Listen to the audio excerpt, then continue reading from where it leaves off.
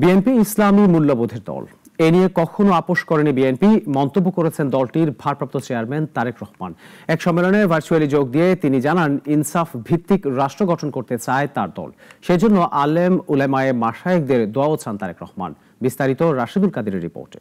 সপ্তাহের সবচেয়ে ভালো গোসলটা দিয়ে রাজধানীর চীনমৈত্রী সম্মেলন কেন্দ্রে জাতীয় ইমাম খতিব সম্মেলনের আয়োজন করা হয়, আর এতে বিভিন্ন রাজনৈতিক দলের নেতারা অংশ নেন। প্রস্তাবনায় এবং বিএনপির ভারপ্রাপ্ত চেয়ারম্যান তারেক রহমান লন্ডন থেকে ভার্চুয়ালি এতে প্রধান অতিথি হিসেবে যোগ দেন।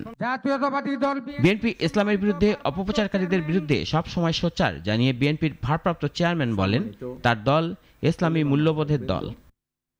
ইসলামী মূল্যবোধের আলোকে বিএনপি এমন একটি কল্যাণমূলক সমাজ, সরকার এবং রাষ্ট্র ব্যবস্থার পক্ষে, যে রাষ্ট্র ও সমাজে মুসলমানগণ নিঃসংকোচে কোরআন সুন্নাহর অনুযায়ী নিজেদের জীবন পরিচালনা করতে সক্ষম হবেন।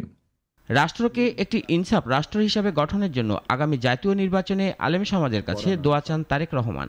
মহানবীর ন্যায়পরায়ণতার আদর্শে উজ্জীবিত একটি ইনসাফ ভিত্তিক বাংলাদেশ গড়ার লক্ষ্যে আগামী নির্বাচনে বিএনপি দেশের সকল সম্মানিত ইমাম, খতিব, মুয়াজ্জিন, আলেম ওলেমা, পীর মাশায়েখদের দোয়া এবং সমর্থন চায়।